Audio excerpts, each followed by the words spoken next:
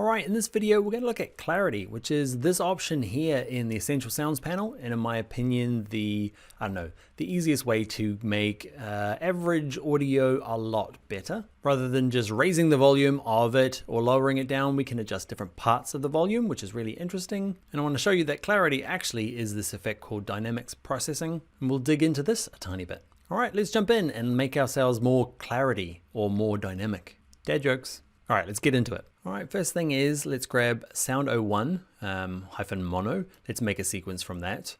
And what we'll do is we're going to build something. Is it weird? Premiere Pro is kind of strange the way it organizes. It's by frame rate now. I didn't choose frame rate. Let's go name. So it's at least 1, 2, 3, 4. Let's rename the sequence and let's call this one dialogue. This is me talking. So I need 01 in there. Let's grab this 02 as well and put it in. Okay, and we're going to work on this wave file. Just a little heads up. I kind of mentioned it before. A wave file here is the better file to be using. It's a lot bigger than an MP3, but it's not as stripped back and compressed. And you'll find, if you have the option, okay, record in wave files, or at least if you're downloading them from, say, stock places, often there's an MP3 and a WAV version. The WAV versions are bigger, but have more information in there that we can use to kind of fix, or in our case, we're going to clarify. We're going to work on this track first. Let's have a little listen. All right, so this is where we end up at the end of this video today. So this is what I do mostly to make audio sound better, especially dialogue. That's what I do a lot of. Okay, with it selected, we'll make it dialogue. First things first, make the loudness auto match. Okay, just make sure it's in the right decibel range for dialogue. Okay, then we turn on clarity. So there's all these ones, I've toggled them all closed. Okay, so let's go to clarity. Let's turn on dynamics. Okay, and you can see here it's added the dynamics processing. This is where a lot of the work, well, at least I do, gets done. Okay, and you can drag it up and down. Okay, I'm going to set an in point and an out point just so that it loops. All right, so this, if yours is not looping, just make sure you've got your, it's a little hard to see all these buttons, right? It's a bit crammed in here on my one, so you got to make sure you're on loop playback. Okay, so this is where we get to the end. All right, so this is where. Okay, so let's have a little look. I just want to show you. Yeah, this is the one I'm going to dig into mostly, just for a couple of reasons. First one, let's have a little look. So this slider here, you see, is actually connected to this graph. So Premiere Pro has actually said, this is really important. Let's make a nice little slider, and in the background, we'll adjust this for them. And the reason I show you in here is that there's a whole bunch of other presets. Look at that.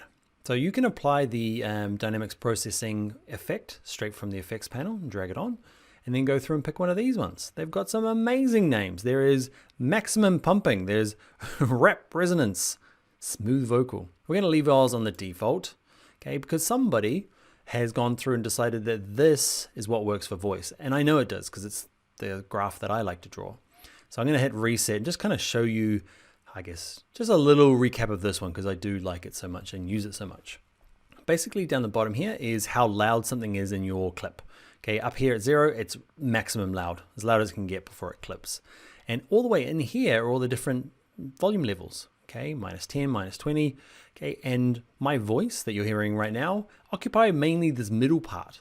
And what sounds good is if you grab some of these noises that I'm making that are coming out of my face, okay, that are lower in volume, okay, and if you raise them up a little bit, so some of this stuff here in the kind of -40, 30, 20, if you raise it up a little bit, it makes it feel fuller, okay? And if you grab some of this, let's do it. So let's grab this little dot here, okay, and move it down to kind of around the -30. So all the things that are about -30, if you raise them up to now be about -20, you've raised them up, you've expanded them up a little bit, okay? Not touching the really loud stuff, that can stay there, okay? Basically it's being compressed, okay? But you want the middle stuff to be lifted up.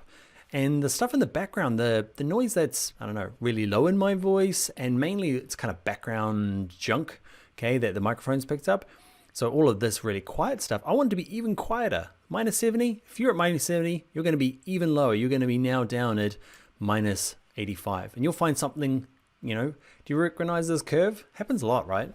And from our curves from when we're doing our hue and saturation, or our color grading part, okay, and this ends up being a really nice kind of graph that suits voice, makes bits fuller. Hit spacebar. We end up at the end of this video today. All right, so this is where we now what you can do is turn it on and off while you're playing. Okay, see this little bypass? They call it bypass.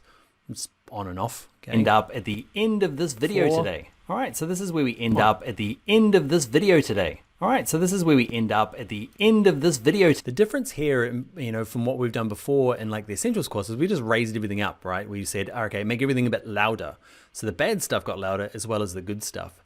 And in this bit here, if we make parts of the dialogue, okay, louder, keep some of it the same, make other parts lower, it's kind of changing the volume of different parts within the clip rather than just everything up, everything down. And I wanted to show you all the different presets, okay, that you can kind of jump into, not just this slider here.